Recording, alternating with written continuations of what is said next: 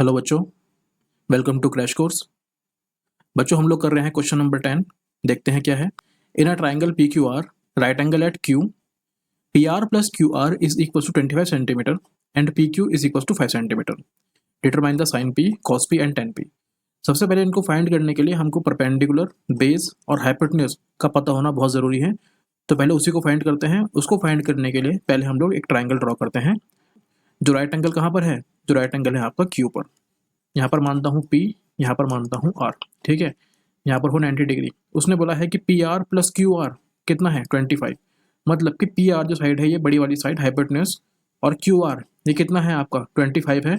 और P Q आपको पता है कितना है? 5 सेंटीमीटर। ठीक है, तो ऐसे क्वेश्चन में क्या करते हैं, इसको मान लेते हैं x और इसको मान लेते हैं 25 माइनस एक्स। ठीक है, अब लगाते हैं पाइथागोरस थ्योरम। अब देखो यहाँ पर लिखा है साइन पी, कॉस पी और टेन पी। मतलब कि उसने एंगल कहीं ना कहीं यहाँ पर मान रखा होगा, तो मैं एंगल यहाँ पर मान लेता हूँ। तो जैसे मैं यहाँ पर एंगल मानूंगा, ये हो जाएगा आपका परपेंडिकुलर, ये हो जाएगा आपका बेस और ये हो जाएगा हाइपोटेन्यूज। ठीक है, तो इसी के हिसाब से हम लोग अब पाइथागोरस थ्योरम लगा देते हैं।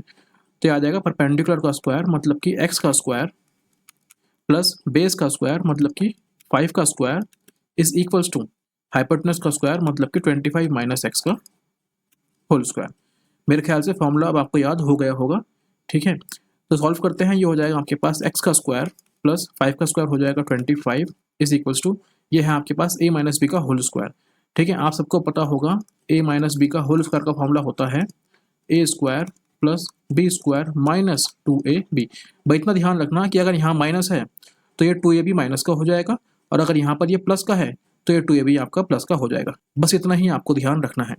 तो ये आ जाएगा आपका ए स्क्वायर कितना हो जाएगा? 25 का स्क्वायर मतलब कि A square plus B square minus 2 into A into B.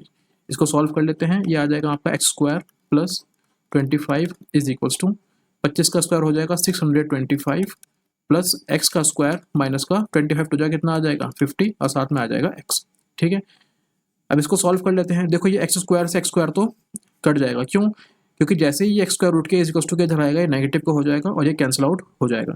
तो ये आ जाएगा आपके पास 25 is equals to 625 minus 50x। ये नंबर को इधर लेकर आते हैं तो ये आ जाएगा आपके पास 25 minus 625 is equals to minus का 50x। जब सॉल्व करेंगे तो ये आ जाएगा माइनस का 600 इज इक्वल्स टू माइनस का 50x। इस माइनस से ये माइनस कट जाएगा, इस एक जीरो से ये जीरो कट जाएगा। जब इसको आप सॉल्व करेंगे तो 60 के अपॉन में 5 आ जाएगा, तो ये आ जाएगा 60 अपॉन में 5 इज इक्वल्स टू x। जब ये काटेगा तो कितना आ जाएगा? ये आ जाएगा आपके पास 12।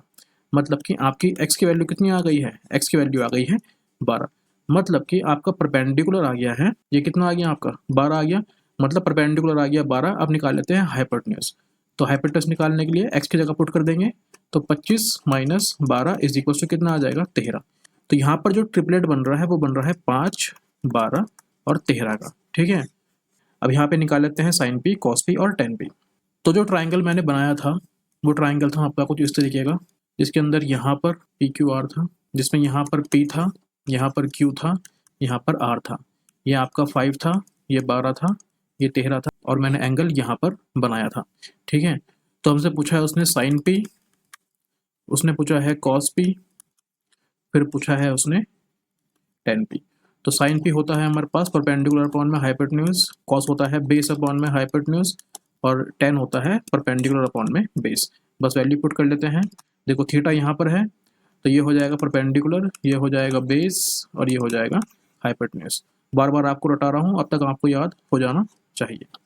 तो परपेंडिकुलर हुआ आपका 12, हाइपोटेन्यूज हुआ आपका 13, बेस हुआ आपका 5 और हाइपोटेन्यूज हुआ आपका 13।